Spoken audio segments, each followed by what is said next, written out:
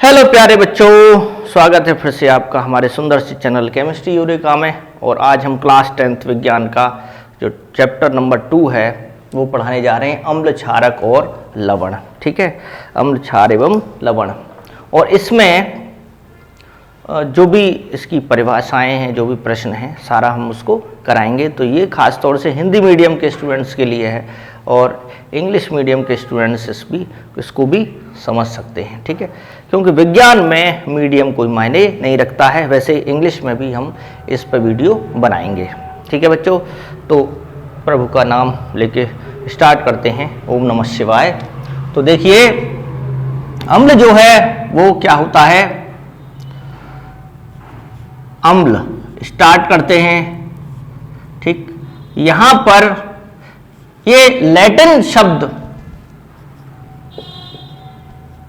Latin जो है शब्द, ठीक, एसिडस, एसिडस, ठीक, से बना है। क्योंकि इंग्लिश में बोलते हैं इसको एसिड, एसिडस, ACIDUS। और इसका मतलब होता है सोर। सोर माने खट्टा। ठीक है बच्चों, तो ये स्वाद में क्या होते हैं, खट्टे होते हैं। तो पहला पॉइंट तो यहीं से निकाल के आता है कि अम्ल जो होते हैं, अम्ल स्वाद में खट्टे होते हैं। ठीक, दूसरा पॉइंट है कि नीले लिटमस पेपर को लाल कर देते हैं। ठीक है, यानी कि नीले लिटमस पेपर को लाल कर देते हैं, लाल कर देते हैं। ठीक, और इसकी एक ट्रिक है, वो है BAR। B फॉर है ब्लू, B फॉर अभी तक आपने बॉय पढ़ा होगा लेकिन यहां है ब्लू। R फॉर है रेड। ठीक, और जो ब्लू को रेड कर दे, ब्लू को रेड कर दे, वो है एसिड। एसिड माने अम्ल। ट्रिक बार याद कर लीजिए, पहचान। तीसरा है, वैज्ञानिक हुए आरेनियस। उन्होंने क्या कहा, उन्होंने कहा आरेनियस के अनुसार, आरेनियस के अनुसार अम्ल वे पदार्थ हैं जो जल में घुलकर H+ या H3O+ यानी हाइड्रोजन आयन या हाइड्रोनियम आयन देते हैं। अनुसार अम्ल वे पदार्थ हैं, वे पदार्थ हैं जो जल में घुलकर हाइड्रोजन आयन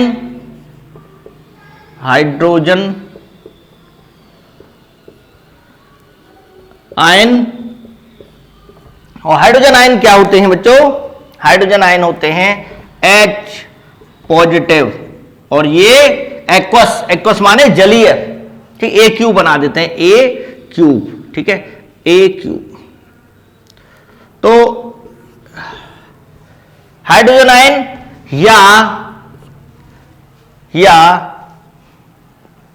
हाइड्रोनियम आयन,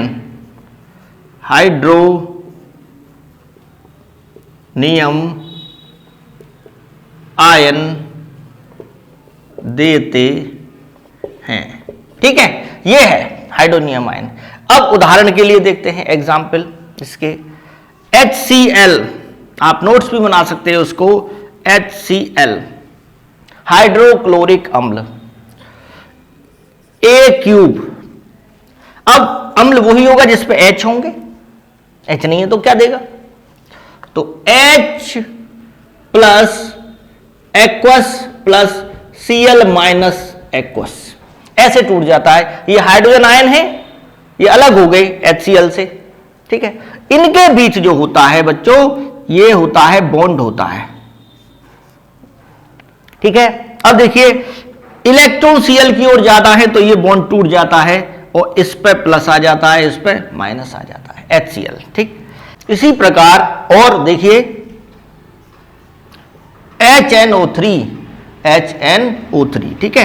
तो ये क्या होगा, HNO3 ये नाइट्रिक अम्ल होता है और इसको भी ऐसे ही आप ब्रेक कर सकते हैं, H plus aqueous plus NO3 minus, ठीक है। एक्वस इस वजह से क्योंकि वो जल उसको घेर लेता है।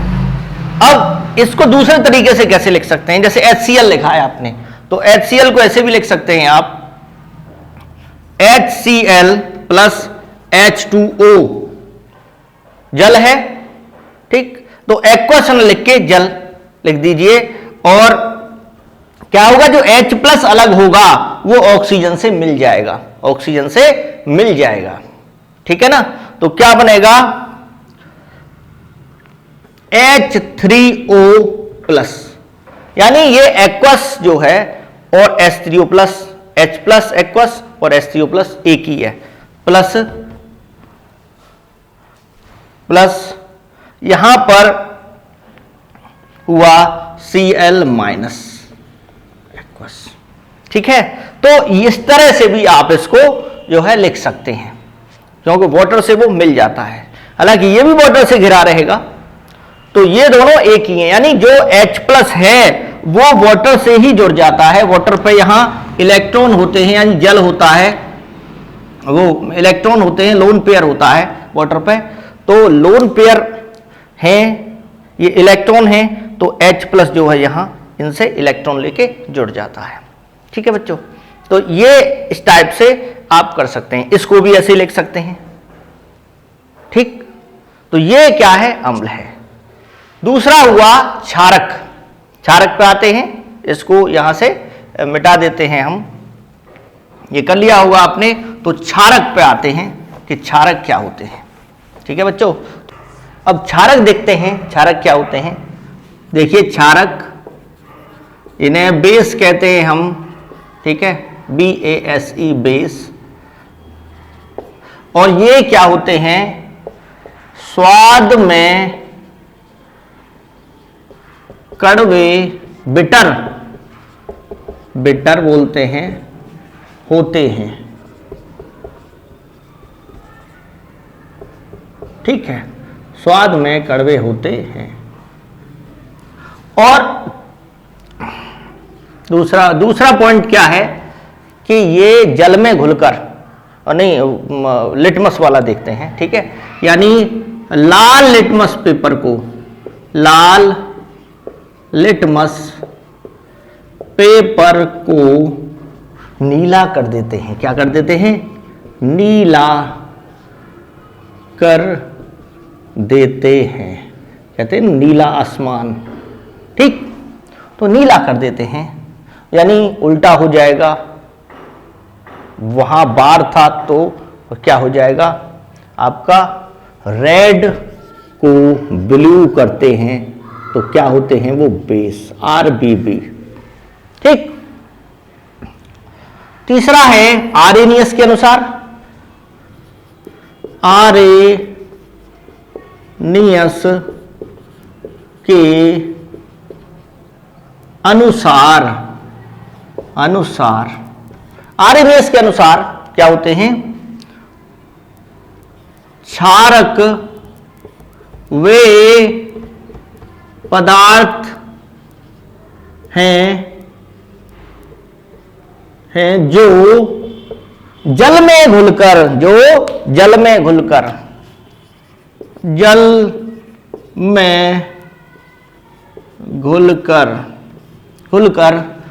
हाइड्रोक्साइड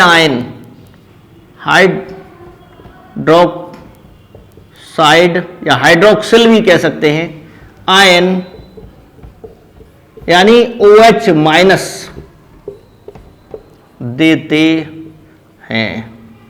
ठीक, जैसे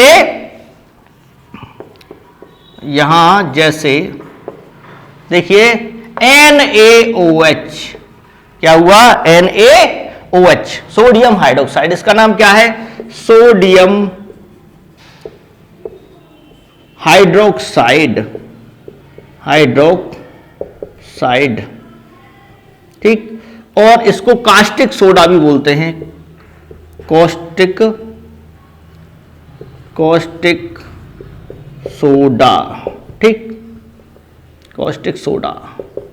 तो ये भी अगर इसको जल में डाल दिया जाए एक्वस, तो क्या बनाता है? Na plus aqueous plus OH minus aqueous. ठीक है, तो हाइड्रोक्साइड आयन मिल रहे हैं यहां पे। तो KOH देखिए, KOH aqueous K plus plus OH minus. ठीक है, तो इस टाइप से जो OH आयन देते हैं ये आरएनएस के अनुसार है। हालांकि अम्ल और क्षारों की और भी परिभाषाएं हैं, जैसे जो अम्ल और क्षार इस परिभाषा द्वारा परिभाषित नहीं हो सकते, यानी जिनमें H प्लस नहीं है, OH माइनस नहीं है, वो क्या अम्ल क्षार नहीं होंगे? वो भी अम्ल क्षार होते हैं, लेकिन उनके लिए दूसरी परिभाषाएं दी गई हैं। ठीक है, यानी जिनमें OH नहीं होता है वो भी क्षारक हो सकते हैं। ठीक, तो उनको भी लेकिन आपके जो सिलेबस में है उसके अकॉर्डिंग हम चल रहे हैं। यहाँ पे बता देंगे हम आपको, बहुत सारे ऐसे एग्जाम्पल हैं। ठीक, जैसे अमोनिया है, अमोनिया NH3, NH3 जो है वो है, ठीक, क्षारक, लेकिन उस पर OH नहीं है। क्या OH है इस पर? नहीं, ऑक्सीजन तो है नहीं, तो वो क्षारक है। तो इस परिभाषा द्वारा वो समझाया नहीं जा सकता है। क्लियर, समझ में आ गया बच्चों? तो इसके बाद ये क्षारक हो गए, अम्ल हो गए। थोड़ा सा लवण के बारे में बता देते हैं कि लवण क्या होते हैं। लवण जो होते हैं वो देखिए, लवण वो अम्ल और क्षार से मिलकर ही बनते हैं। और जैसे NaCl है, एक धनायन होगा एक ऋणायन होगा, उसमें क्या होगा? एक आपका क्या होगा? धनायन यानी Na प्लस, और एक होगा ऋणायन, ये होगा। लेकिन वो जो धनायन है और ऋणायन है वो H प्लस या OH माइनस नहीं होनी चाहिए। ये जो नेगेटिव है वो OH माइनस नहीं होना चाहिए, नहीं तो वो क्षार बन जाएगा। ठीक, ये जो प्लस है वो H प्लस नहीं होना चाहिए, हाइड्रोजन नहीं होना चाहिए। हाइड्रोजन के अलावा जो धनायन है, हाइड्रोजन के अलावा कोई भी धनायन हो, ठीक, वो धनायन होना चाहिए। और जैसे यहां पर ये Cl माइनस है तो OH माइनस नहीं होना चाहिए। ठीक, समझ में आ गया? तो धनायन H प्लस नहीं होना चाहिए, ऋणायन OH माइनस नहीं होना चाहिए। ठीक, और धनायन और ऋणायन हो तो वो क्या होता है? लवण होता है। ये अम्ल और क्षार से मिलकर बनते हैं, अभी बताएंगे हम उसके बारे में। ठीक है, जैसे अभी यहीं पे बता देते हैं कि HCl प्लस NaOH, NaOH, यहां देखिए OH माइनस, ये क्या है? क्षारक है, और ये क्या है? H प्लस देने वाला अम्ल है। तो दोनों OH माइनस और H प्लस मिलके जल बन जाता है, यानी क्या बन जाता है? जल अलग हो गया, H2O। जल क्या है? यहां पर अलग हो गया है, H2O प्लस, और Na प्लस और Cl माइनस अलग आ गए, Na प्लस और Cl माइनस, NaCl। ठीक है, तो ये क्या बना है? लवण, और ये जल बना है। क्लियर? तो ये आपका क्लियर हो गया होगा यहां पे। अब देखते हैं हम अम्लों के गुण, अम्ल और क्षारकों के गुण देखते हैं। ठीक है बच्चों, तो स्टार्ट करते हैं कौन कौन से इसमें गुण होंगे, और इसके अलावा जो सूचक हैं वो कैसा कैसा रंग देते हैं। सूचक कई प्रकार के हैं, प्राकृतिक सूचक होते हैं। ठीक है, तो अभी पहले इनके गुण समझाने से पहले हम देखते हैं सूचकों सूचकों के प्रकार, कौन कौन से सूचक हैं यहाँ पे, और वो सूचक कैसे कैसे रंग देते हैं। ठीक है बच्चों।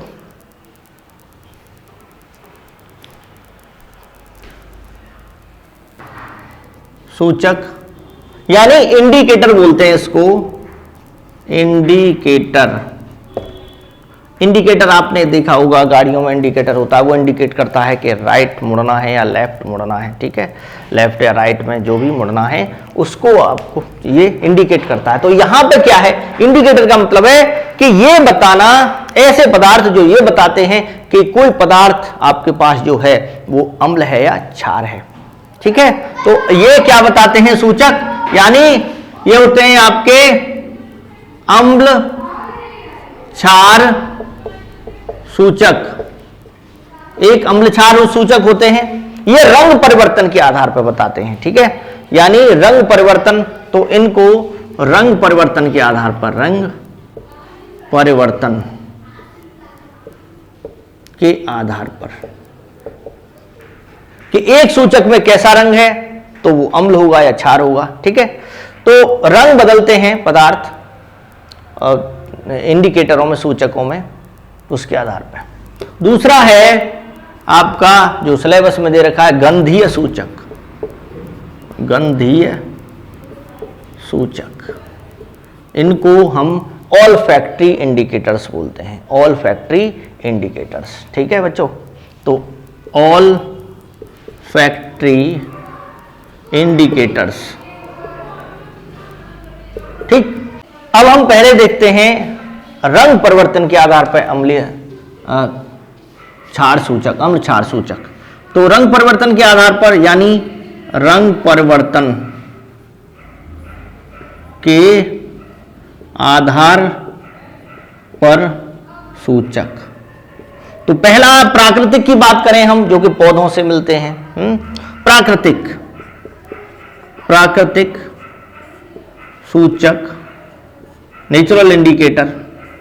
तो जैसे इसमें आता है आपका लिटमस।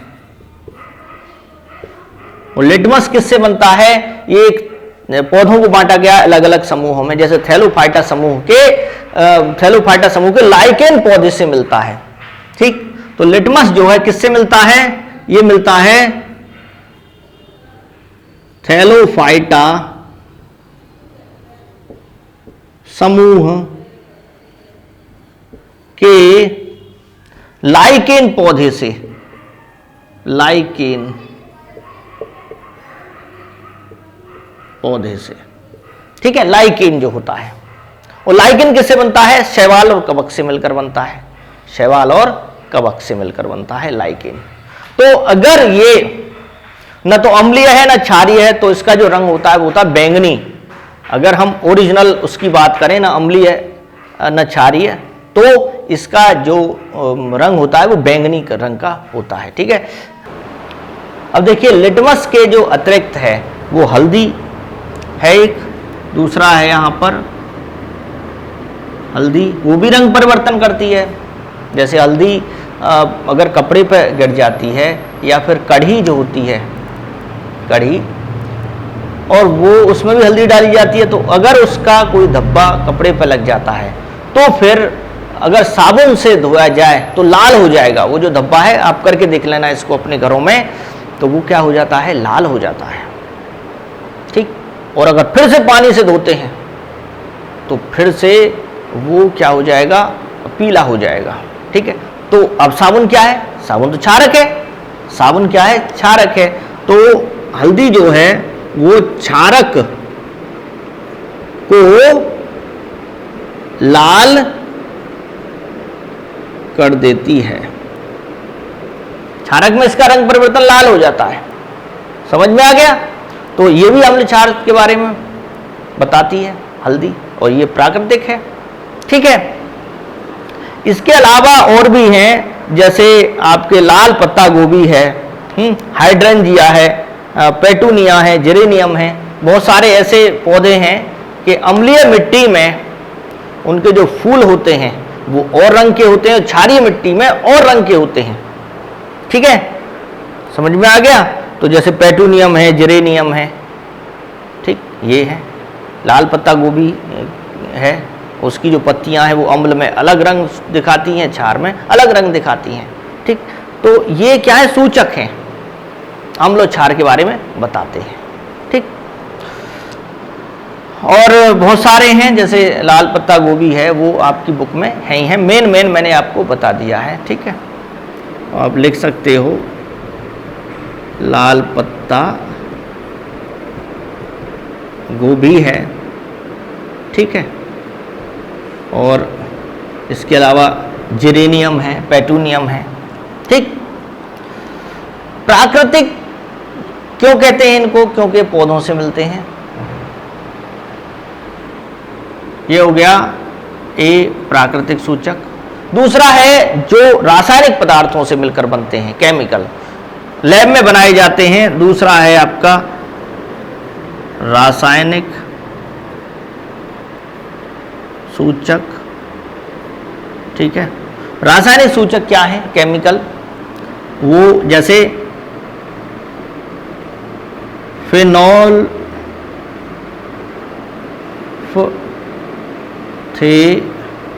लीन, इसको पूरा बोलते हैं फिनोफ्थलीन या फिनोल्फथेलिन। समझ में आ गया? इसको आप इंग्लिश में लिखना चाहें फिनोल LEIN। इस ये क्या करता है, ये अम्ल में तो कोई रंग प्रदर्शित नहीं करता, यानी अम्ल के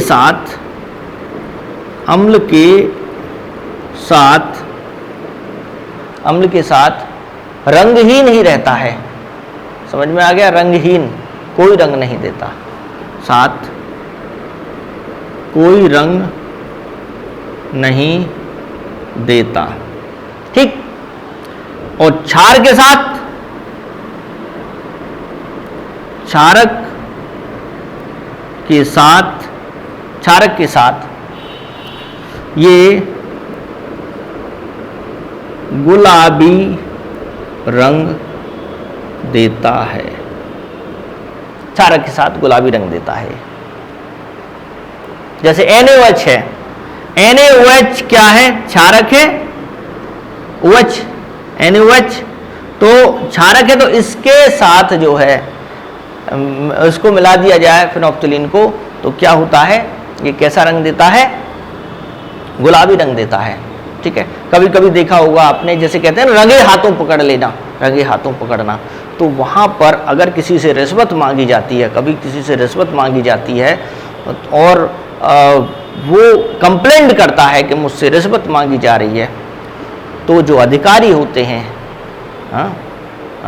क्राइम डिपार्टमेंट के जो अधिकारी होते हैं, वो अपने पैसे देते हैं, फिनोफ्थलीन लगे हुए पैसे देते हैं कि ठीक है इनको जाके दे दो, इनको जाके दे दो। तब जो रिश्वत मांग रहा है उसको अगर दिए जाते हैं वो पैसे फिनोफ्थलीन लगे हुए, तो क्या होता है कि उसके हाथों पे भी क्या आ जाती है, फिनोफ्थलीन आ जाती है। और जब उन हाथों पे वो अम्ल और क्षार में डलवाए जाते हैं तो वो कैसा हो जाता है, गुलाबी हो जाता है। हाथ भी कैसे हो जाते हैं, गुलाबी हो जाते हैं। और जो क्राइम करने वाला है, जो रिश्वत मांगने वाला है, वो पकड़ में आ जाता है। तो उसी के लिए यानी कि फिनोफ्थलीन अगर आप किसी पर लगा दो और तब उसको क्षार में आप उसको उस पर क्षार डाला जाए तो क्या हो जाता है, उसका रंग कैसा हो जाएगा बच्चों, गुलाबी हो जाता है। ठीक है ना? तो ये आप ये फिनोफ्थलीन हो गया। दूसरा है, इसके अलावा एक और है, वैसे तो बहुत सारे हैं जो आपके सिलेबस में वो बता रहे हैं, methyl orange. Methyl orange, methyl orange जो है वो कैसा होता है, अम्ल में लाल रंग देता है, अम्ल में लाल रंग देता है। ठीक, और क्षार में जो है वो उसका जो रंग होता है वो पीला होता है, येलो होता है। क्षार में पीला रंग,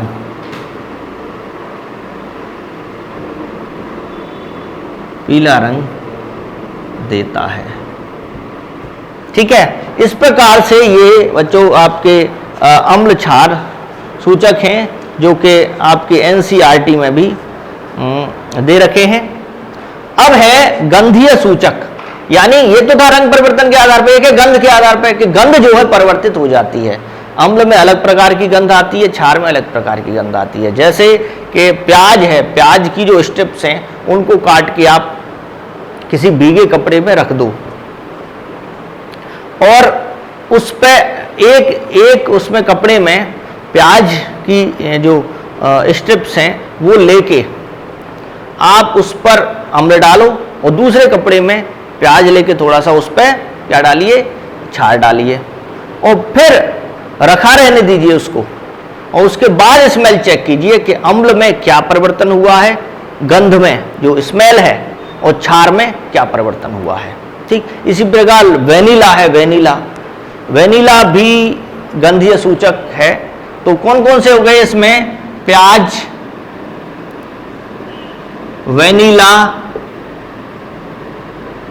वेनिला और लौंग का तेल, लौंग। ठीक है, ये तीनों आप जानते हो, ये गंधीय सूचक हैं, यानी कि ये इनका गंध परिवर्तन हो जाता है। अम्ल में अलग गंध है, क्षार में अलग गंध है। ठीक है बच्चों, तो ये कुछ जो है ये हमने सूचकों के बारे में बताया है। ठीक है, अब हम अम्ल और क्षारकों के जो रासायनिक गुण हैं वो बच्चों अगले वीडियो में बताएंगे। आज की वीडियो में इतना ही, और चैनल को सब्सक्राइब करना न भूलें और ज़्यादा से ज़्यादा बच्चों तक वीडियो आप शेयर कीजिए, जिससे कि जो ये बेसिक जानकारी है जो कि बहुत ही आसान है, ये जो है आप समझ सकते हैं। ठीक है बच्चों, धन्यवाद। जय हिंद, जय भारत।